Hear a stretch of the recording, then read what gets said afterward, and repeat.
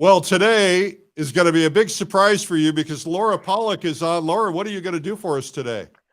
I am going to teach people how to get the glow and make luminous paintings and turn on the lights in your paintings, whether it's a landscape or an abstract. How to turn on the light and get the glow. Okay, we're excited. We'll get started right now. It's Art School Live with Eric Rhodes.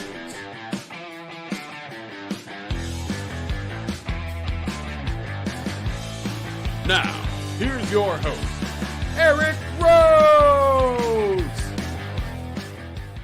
Well, if you want to know how to turn on the light, today's your day. I'm Eric Rhodes. My guest today is Laura Pollak, and she is going to show you how to turn on the light, also how to get some exquisite color in your work. I think you're going to find this really different than what we've done in the past. You're going to love it, I'm sure. And Laura is an incredible artist, so we're looking forward to getting her on and showing you how to turn on the light. The prize today is a book, Make More Money Selling Your Art, by yours truly. And it's kind of the book that helps you kind of get to the next level when you're deciding that you want to sell your art. So anyway, if you leave a comment in the comments section and we grab your name, you're the winner. The winner of the last prize, the Fine Art Connoisseur subscription, is Sue Keeling in Ireland. I don't think I do a very good Irish accent, though, do I? Okay, if you want to subscribe to this program, we're on YouTube. We've been here since COVID began. And if you want to look at any of the hundreds of episodes of free training, just go to youtube.com, look Art School Live, look for Art School Live, and you'll find it there. And of course, you can follow us at Eric Rhodes on your favorite social media. Okay, now we're going to get right to our guest, Laura Pollak. Laura, what are we going to do here first?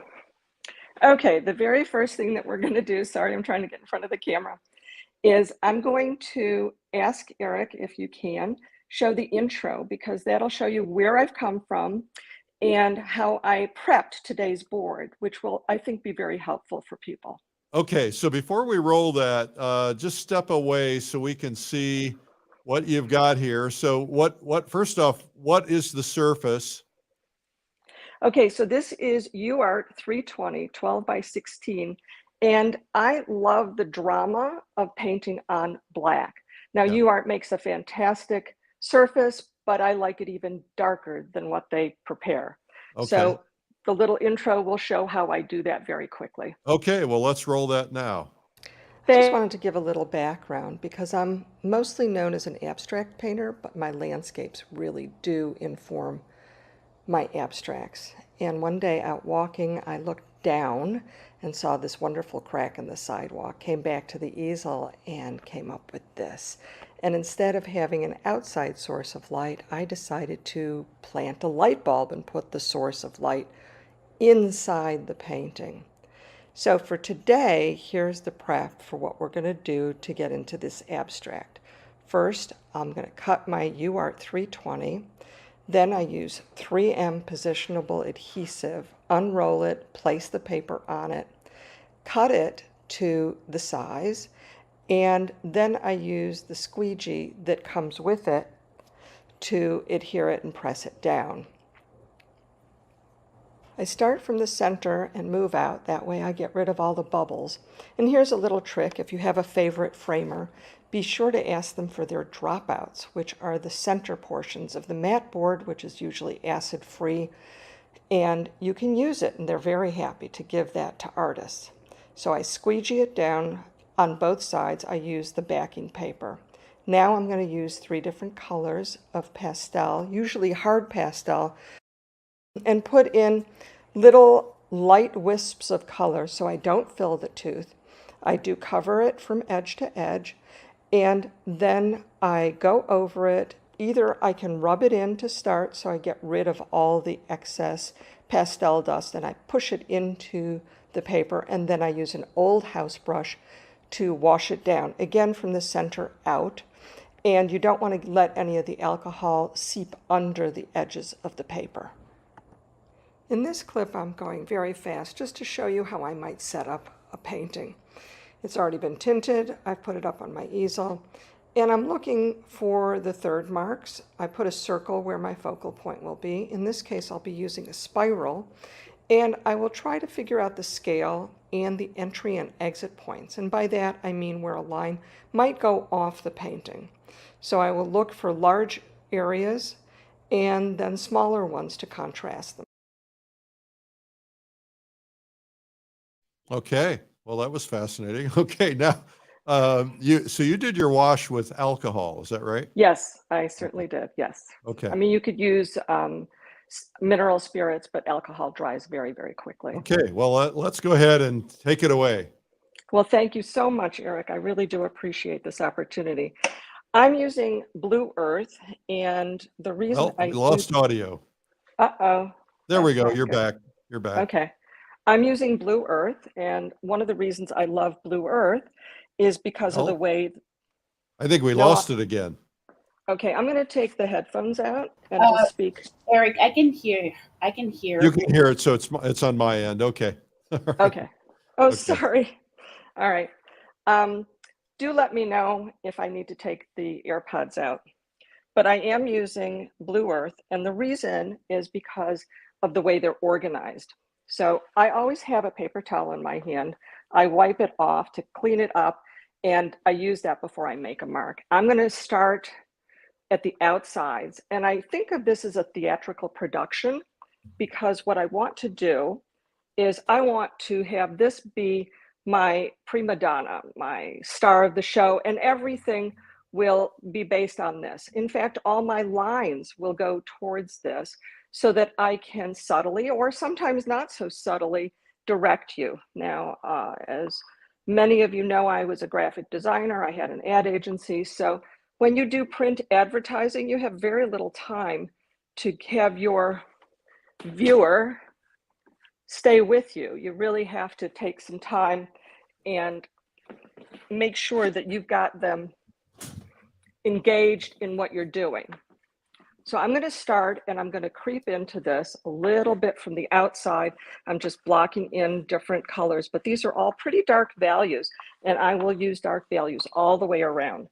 What you see on the edges here is my favorite Terry Ludwig eggplant, and I will go ahead here and make a vignette with it so that I'm going to be putting this as my light bulb. And the spiral shape is something so primal, just absolutely wonderful, because you can find that spiral shape all the way at the bottom of the ocean to fiddlehead ferns in your garden and up into the universe. So there's a story there. There's something really that connects me to that shape in particular. Are we still hearing me? Are you still able to hear my audio? Are we good? Yes, Laura, we can hear you.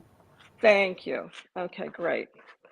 So I'm taking all my darkest values and I'm circling the wagon, so to speak. I'm going with a very, very light touch and trying to come closer and closer to my focal point.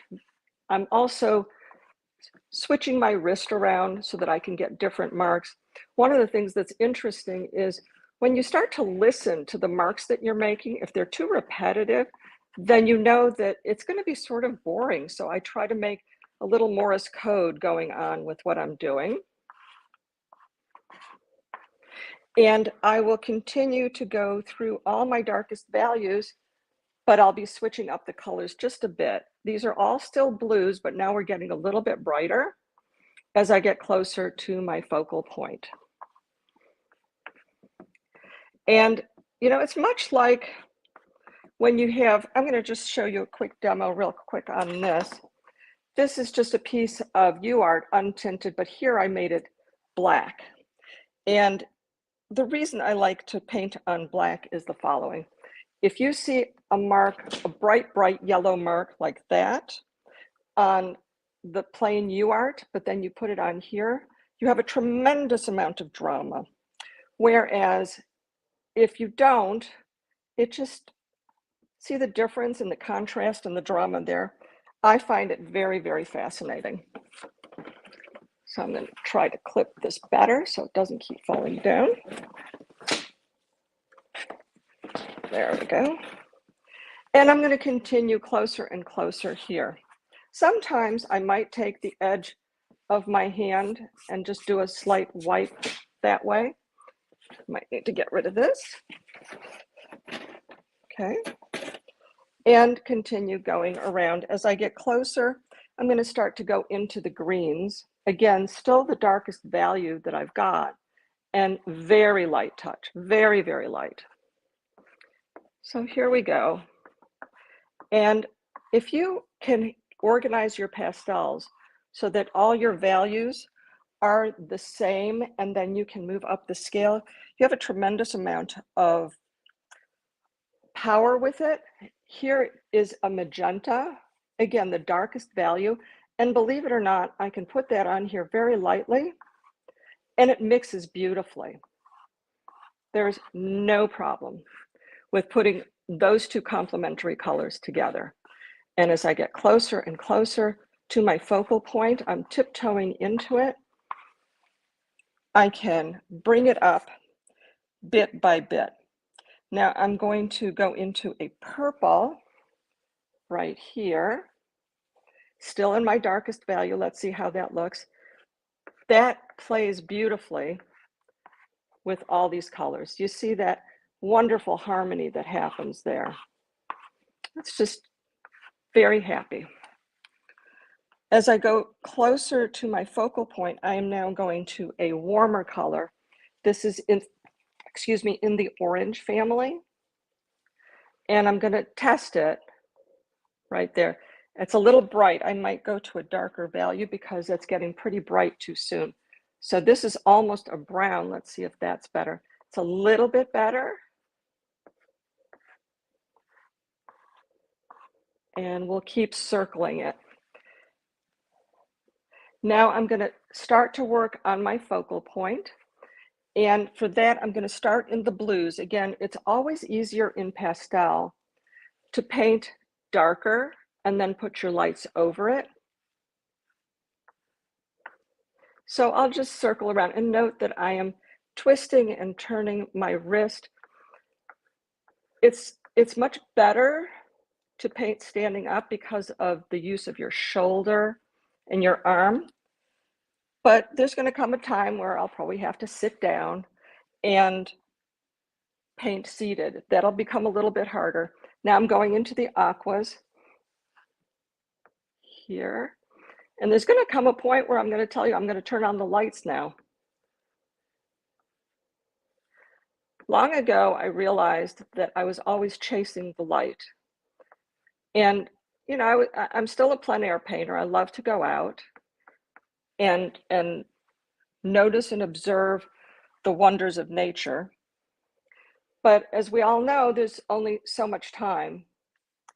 When I started with this concept, I created the light in the painting. So I get to make my own light. And bit by bit, you're going to see me pull it up lighter and lighter. I'm going to go back into my magentas here. You guys are still with me? Can hear me? Anybody out there? We can hear you, Laura. And actually, Oh, good. I'll just ask a quick question if you don't mind me. Please. He asked, is Laura doing that to clean off the pastel stick? I am doing this for two reasons. Yes, to clean off the pastel stick, and two, to make sure I have the right color. Because when they get dirty, you can't really tell. Plus, when you make a mark, you often pick up some of the pastel that you have just gone over, and I don't want to contaminate it. So bit by bit, yes, that's what I'll be doing. And what's fun is with this type of purple here, I can go to more of a magenta, and it's going to be a slightly stronger color. And you're going to see the lights come on in just a minute. I think of this much like a fire pit on a nice cool evening where you are facing the fire. And the front side gets warmer and your back side has a cool light.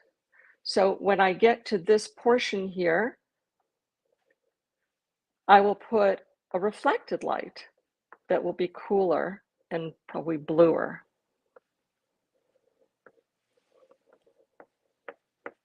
Are there any other questions so far? I'm going through the comments right now. Not really. We do have somebody that says, I really like the fire effect. So Oh, good.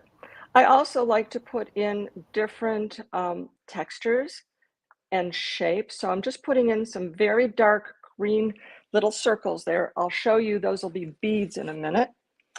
I'm going to step up the light now. Here comes a fairly bright orange, and bit by bit, I sort of tiptoe into it. This is going to be my light bulb right there. And I'm starting to add a little bit more pressure here.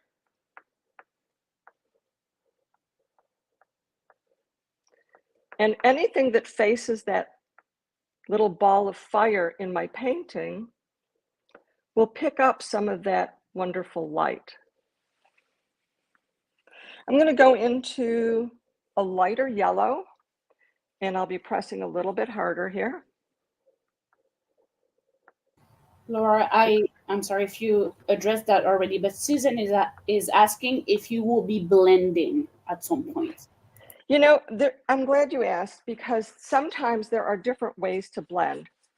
If I do a rub like this and I'm pushing into the panel, I break down the crystals and they become fairly dull. So what I like to do, especially if I have some of my more polished surfaces, so to speak, I would tap, and it tamps it down into the surface. Well, I just keep having a panel that doesn't want to stay where it's supposed to stay. So I'm just tamping this down. And here I might do a pull. Okay.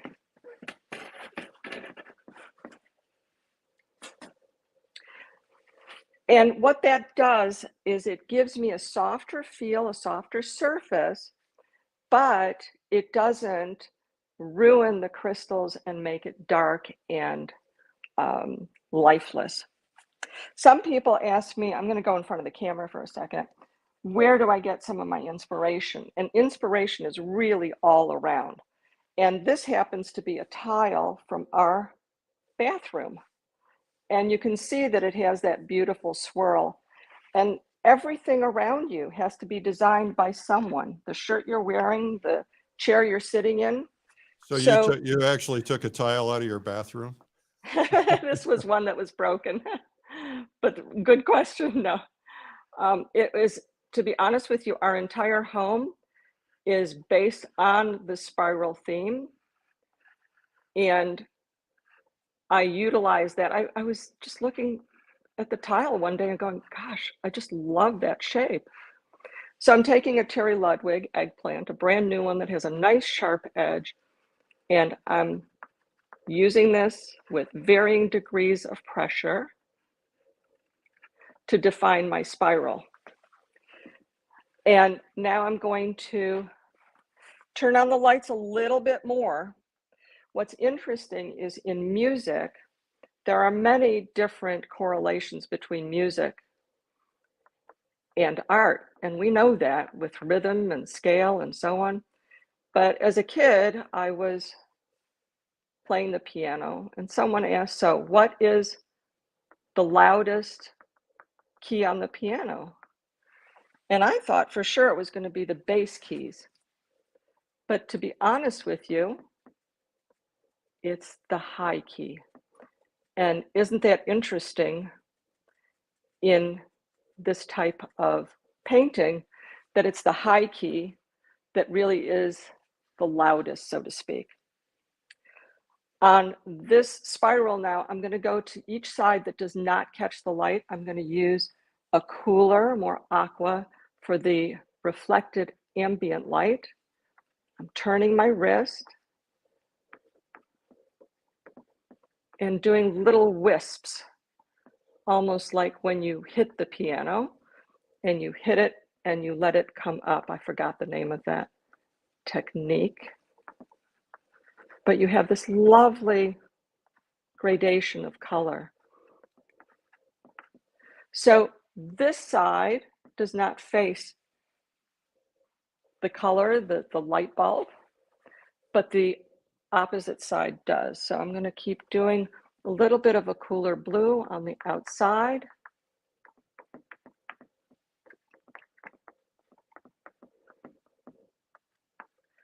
And what's interesting is once the tooth fills just a hair, you are blending by virtue of putting that pastel on it. I'm going to continue to bring up the light a bit more.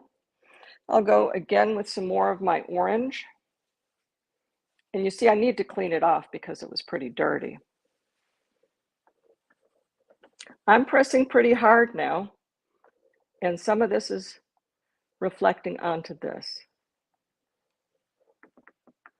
And sometimes I like to do small dots just as almost magic dust, so to speak. I put Morse code in my painting. Do you really? No, no, I don't. But if you do vary how you make your marks, you get some more interest, which I found very interesting. Okay, now I'm going to restate some of my darker lines here. I'll come back to this at a later time, but this is a lot like carving. I also did ceramics when I was in college, and you go back and forth, sort of making a bed. You tuck one side in, then you have to go to the other side, you tuck that in. So you work it all around, you go back and forth. So here we just have some small beads just for interest. And I'll go with a very dark green here.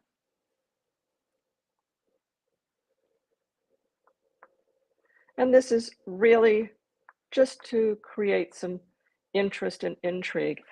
Remember, I mean, I paint mostly for myself, but I really want the viewer to stay on the painting. The best tool I've got is the backside of my pinky finger.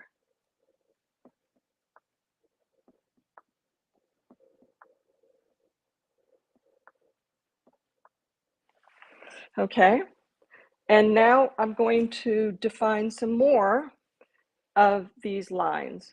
So keeping in mind that every mark that I make is to support my star of this show. So I have some small triangles here.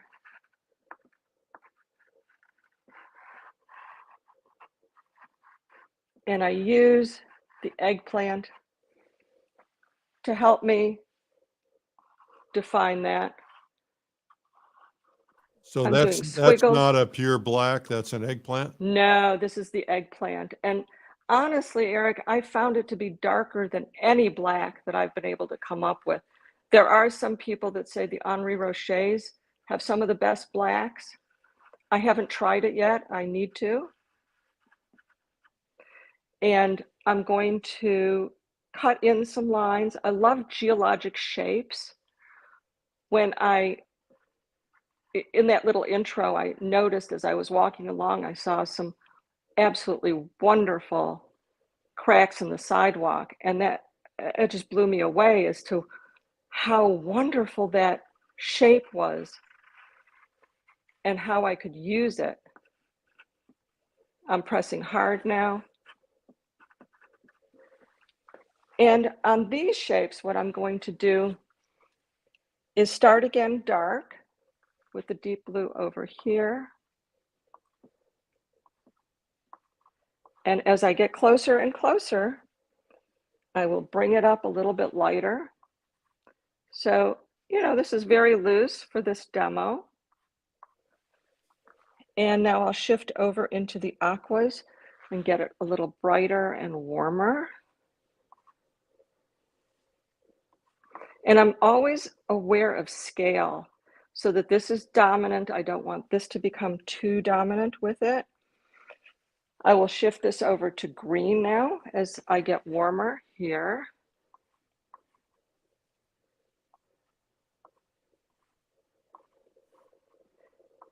And now I'll turn on a little bit of the light on those triangles with a little orange, as if this is reflecting down on here. And I'm just twirling it, adding a little pressure, lighter, darker, and going that way. It And really now does because, turn on the light. well, I'm glad that I haven't stepped back, so I'm glad that it's visible. Hey, I want to say hi to, there's a lot of people watching from all over the world today. If you are, make sure you put something in the comments. Hello, India. Hello, Bahamas, Luxembourg, Yorkshire, Whoa. United Kingdom, Victoria, British Columbia, Alberta, Vienna, Austria. All right, you guys, thank you. Make sure to hit the share button so your friends can find us. Sussex, England, welcome. Welcome, everybody. I'm honored. How wonderful. And now I'm going to start playing with some different kinds of colors here. Okay, before you do that, Yes. Laura, Yes. let's just take a quick break and we'll be right back. So before you start, why don't you tell us what you're going to do next over the course of the next 10 or 15 minutes? What I'm going to do next is I'm going to remember that this is my light source, and everything that faces it is going to get a highlight.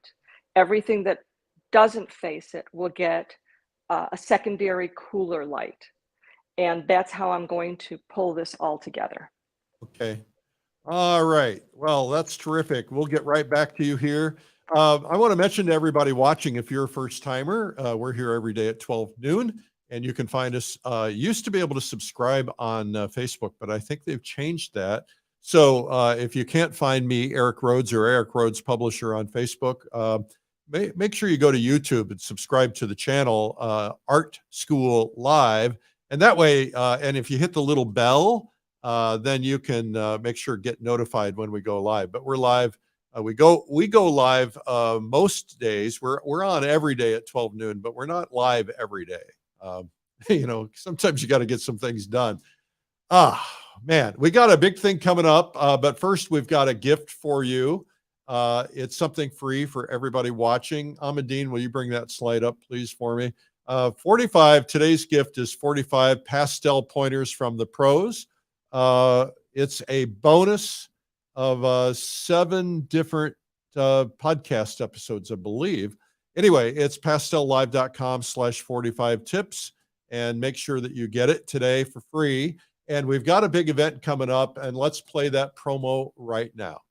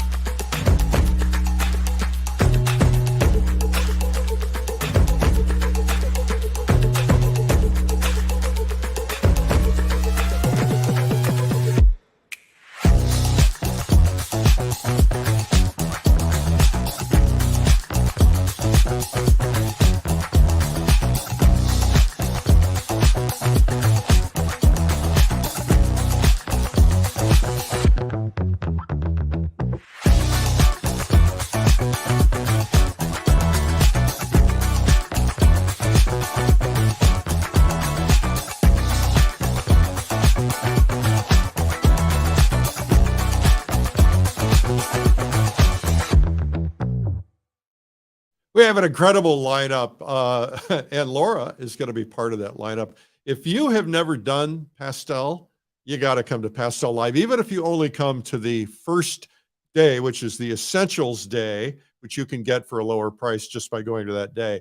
it will inform all your painting. I found that once I started learning pastel, it made my paintings in oil, my watercolor, everything else better because it informs you. It gives you ideas and techniques. You're seeing things today that you could apply to other painting, and we're going to have a lot of fun. So join us. It's coming up on the 18th of August, I believe. And so that's Pastel Live. We got about 25 top instructors who are going to be there for you. Incredible master artists. So don't miss it. And it's, for about what you would spend to go to dinner. We took some friends to dinner last night, and we didn't eat anything really, really expensive, but still the bill came out to about what it would cost for Pastel Live, and we didn't even have any alcohol. So anyway, good time to go. You're going to have a lot of fun. Also coming up, Fall Color Week is coming up this fall, and it's the last time we're going to hold it in the Adirondacks. The colors and the scenery and the mountains and the waterfalls, spectacular. And we're not doing it here again, at least not for a long time, because we got some other plans for the future. So make sure you come. I think we have 9 seats left, if I remember correctly. And that is, just go to fallcolorweek.com. If you're like me, I live in an area that doesn't get a lot of color. I live in Texas. We get some color, but not much. And I want to get away and paint, be with my friends and hang out and spend a week painting. And, you won't do that for yourself on your own. So get out to Fall Color Week, grab one of those last seats. And then also we have opened up 1 or 2 more seats left, we think anyway, for Japan. We sold out. But we think that we're going to be able to squeeze a couple more in. Travel people are working on it. We squeezed 1 more in the other day. But if you get in and join the wait list, if you really want to go, check it out at plenairjapan.com. We're going to be painting cherry blossoms and touring Japan, and it's going to be absolutely amazing. We have some incredible things lined up, as we always do. That's what we do. All right. And then last but not least, the fine art trip is coming up. And this is something I put together because I wanted to be able to share all the cool things that happened to me. Peter Trippi, our editor at Fine Art Connoisseur, and I have had special privileges that, you just don't get, back entry to museums, private tours of museums, seeing the archives, meeting with directors, getting to know curators, going to artist homes, things like that. Well, we're doing this. We decided we wanted to share that with people, and we do this. This will be either our 11th or 12th trip. This one, we're going to Stockholm and then to Madrid. We've got some really cool things lined up. We can't be very specific because certain things we're not allowed to publicize. But anyway, you will be blown away. It's an expensive trip, I got to say. But it's luxury all the way. And if you're a collector or you're an artist who wants the best, this is something you could not do on your own. Fine art trip, we have exactly 9 seats left to this, unless something sold today already. And so this is a relatively small group, and it's a group that you're going to get to know and have a lot of friends made from that. So that's at finearttrip.com. Okay, well, we got a lot going on. And of course, remember our guest today, Laura, is going to be at Pastel Live. Laura, let's get back to you. Thank you so much, Eric. And I'm very honored to be included in the faculty. Well, you earned it. You earned it. We only bring the best. Well, thank you. What I'm going to do here is a lot of my paintings have some metal. So I'm going to give this a try to make it almost look like metal, because that's a fun thing to try. I've changed out my paper towel. I'm going to start with a deep purple and push on a little bit on the edges, try to get a sheen and see if I can pull off showing you what that might look like. I'm pulling a little bit of purple over some very dark green, because purple and green somehow play really, really well together. Now I'm going to go to one of my chartreuse colors, and right here, because it's going to pick up some of that light, I'm going to show a little bit of that and put it down as I go a little further away, lighten up. And this is one of the places where I really will push into the panel right here. I want to point something out too, Laura, and that is that what you had just done was concerning me because it was leading my eye off the edge of the painting. So what do you do in a case like that when you catch it? When I catch it, I do this. I soften it because I really don't want you going off. I mean, that is a good point, Eric. And I think edges are so critical in these types of things. So I wanted to take me back into this. Let's see if I can make this shine a little bit, and almost a sawing motion there. And I'll do it one more time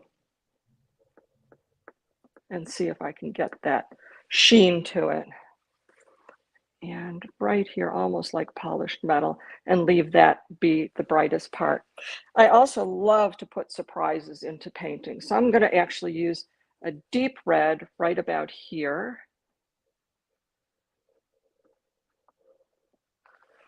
And then come up in scale to show the light showing on that. What do you mean come up in scale? Good question. So again, in the blue earth sets, they are organized by chroma, the color, and the hue. So, or excuse me, the value. The value. So I'm just moving up. And if I have a chance at the very end, I'm going to try to show one of the exercises that I have developed for my students that has been a game changer for a number of them. So when you say move up, you're moving up from darker to lighter. Thank you. Yes, for clarifying. Well, my job is to translate. Yes. We all get very close to all this, and we have a lot of viewers out there who are new to it. And so we like to try and translate things. Thank you. I wish somebody So- had done that for me when I was learning. Oh gosh, same here. So I'm going to go back to my light bulb and take it brighter and go even brighter. So believe it or not, chartreuse seems to be one of the brightest, lightest colors that I can manage. And now it seems to have a bit of a shine. That is I'm so going to work. beautiful. Well, thank you. So I'm going to work on the other areas now and pull it all together and see what we can do. I'm going to go into, this is again a magenta. Tone this down a little bit. It's a little too strong, and it's really not as near to my focal point as I would like. And again, everything that faces my wonderful spiral will get a warmer color, and everything that does not will get a cooler color. And in this case right here, that edge will get like a secondary light, like something out here is hitting it. But like you said, I won't take it off the edge. I don't want you to lead off. Dennis Marshall said that he wants to stick to his landscapes, but after seeing this, he's anxious to try abstracts.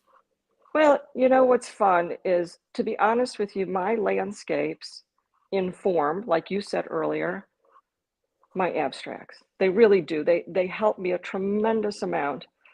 And the good news is that the landscape police doesn't come out and get you and say, oh, that tree doesn't look like that. That would be me. That I am the landscape police.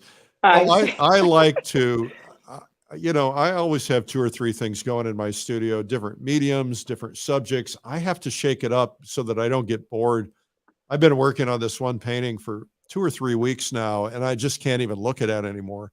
So I started a portrait because I needed to get away from it.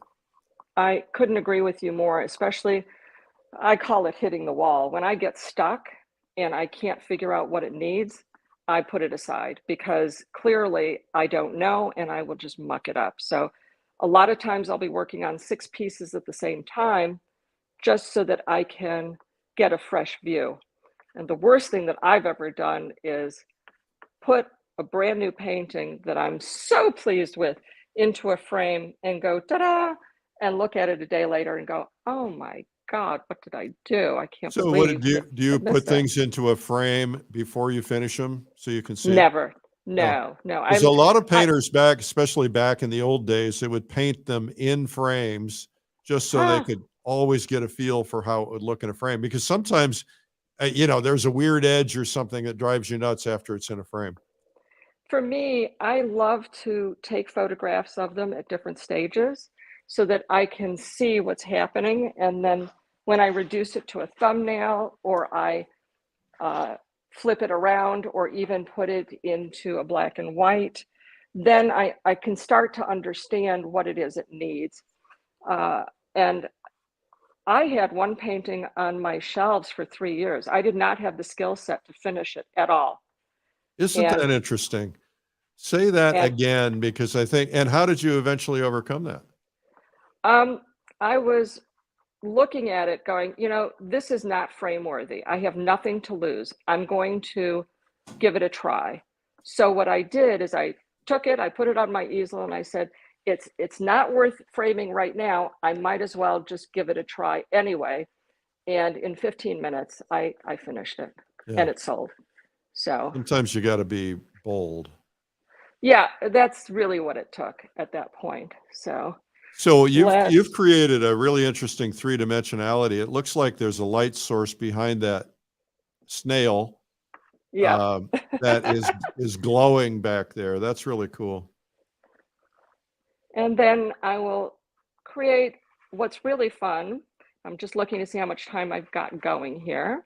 You got a few minutes. I'd say we're going to cut loose in about 10.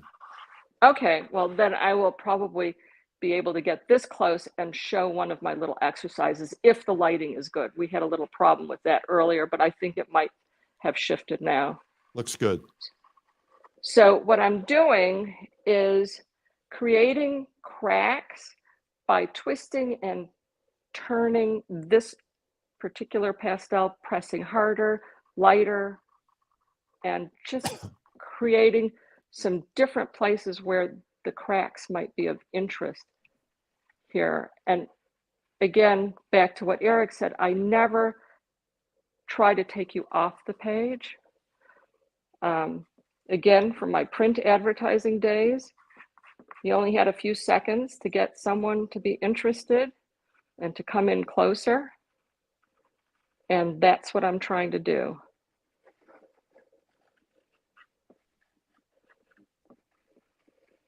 So the question is, from where you guys sit, did the lights turn on? Yeah, absolutely. Good. So if you wanted to create that that crack-like effect, and you didn't have the benefit of a pastel stick, like if you were doing it in oil or something, how would you do it? I would take the oil on a fine liner, maybe a small flat, and twist and twirl it and learn my pressure. Okay. And decide how hard I needed to press with that. I saw something on Instagram last night. Somebody had put oil paint into a syringe. Huh. So they got a very, very tiny fine line. I'm going to try it. I have a diabetic dog, so I have lots of syringes. Oh my gosh. I saw something yesterday that was fascinating, and that is to start an oil painting. You probably know this, but to start an oil painting with acrylics as your underpainting. Yeah, I do that a lot. Joe McGurl does that. Really? Yeah. You can't put acrylic over oil, but you can put oil over acrylic. So now I'm just playing. And there are a few areas that need a little bit of refinement, like that's a rough edge, so I'll play with that a little bit.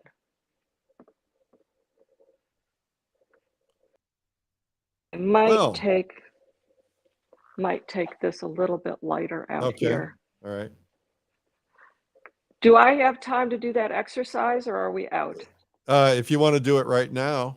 Right now would be good. Okay. Okay. Well, let's first off, everybody, applause for Laura Pollak. Nice job. Thank you, everybody. We need thumbs up and hearts, and share it so other people find it. Okay, so we've been kind of saving this for you guys. All right. Can you even see it, or is the light really bad? Yeah, we can see it.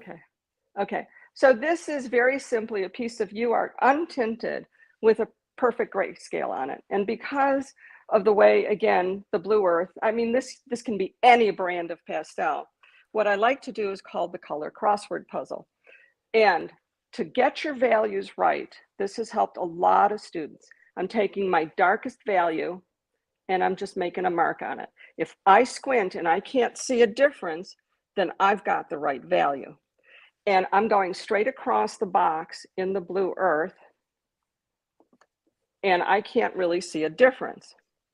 I'm going to every different color. Now this one is a deep magenta, so it might show as lighter, but it's actually pretty good. Yeah, it does a little lighter. And then I'm going to go into a dark green. And I do this straight across the board, and I just move up one. So this is probably going to be lighter than that gray, but no, actually it's perfect. One thing And- and if I were to see that green independently, I'd say it's a lot lighter. I know. But this is a great exercise for a lot of reasons. First off, our eye is oftentimes fooled by values, especially with colors like yellow, which you think are brighter values than they are. Exactly. But also, a great painting oftentimes has multiple colors of the same value, oftentimes to turn form. And Yes. it's nice to be able to categorize things that way. So it's hard to see this red. I squint down on that. It's really hard for me to tell that's the same. I completely agree. And I've had a lot of trouble with it over the years. And then I figured this part out and I go, oh, that works really well. Now, this is a very, very bright magenta, chartreuse. And it should go in this slot. Let's see if it does. If you make a mark right on there and you squint, Yep. and then you put it over here, it's probably better over here. Yeah. Okay, let's just check it. So anyway, this was the exercise that I wanted to do, but our lighting wasn't cooperating at the time. And I think it's working better now. Yep. So that one is actually the right value, and you can tell it vibrates, but there's no really big difference. Now let's take a yellow and let's see. That's the same value. Yeah. So this goes, I do this straight across, and we do color crossword and so on, but I find that to be very helpful. I'm not going to take it all the way across. So when I know we're first low on learned time. painting, we had to mix all the colors that we would use, and then we had to put them in value strings. Yep. And very, very much like that. So we would lay out our palette by value strings instead of just by colors alone. Yeah, that would do it. It was a great training ground, which is why I'm such a brilliant painter today. I love it. Just kidding. So I'll probably continue working on this a little bit, do some refinements, probably take my eggplant and, redefine some of these shapes so that they really pop, and make sure that I have gotten everything that should be reflecting this light over here. For instance, this could come a bit brighter right here. And now I'm just twirling it on there, but I'm pressing pretty hard. I want to tell you guys that somebody said in the comments, Laura, that this is new to me. Every single day, we've been doing this since COVID started, 7 days a week for the first 7 months, and then 5 days a week after. And every single day, I learn something new from some artist, even artists who I think I'm not going to learn anything new from. That's why it's so important to study and try new things, because you're going to find things that are going to really inform you. This is fabulous. Yeah. And you can utilize these concepts in landscape, still life, your dog portraits, anything. And the value is really the trick here. That's what. Okay, what I'm going to about. do now that we have an opportunity to see what you've done, let me see if I can pull up some of the paintings that I'm going to show some other paintings here.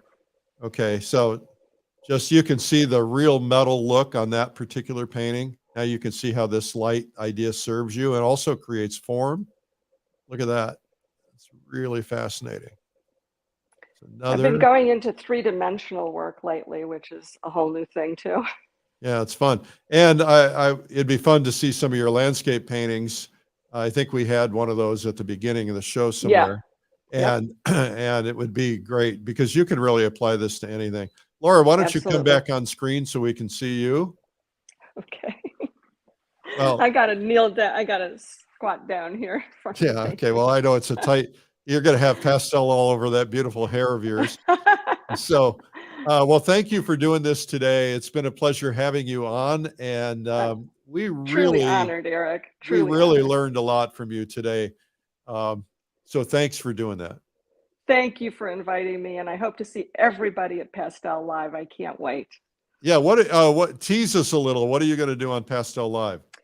We're still going to be working on light, but it's going to be different forms. And I'll be talking a little bit more about many of the same things, but how to hold a pastel, how to make marks with the pastel. I didn't get into that much here today, but Yeah. I will be doing some of that. Okay. Outstanding.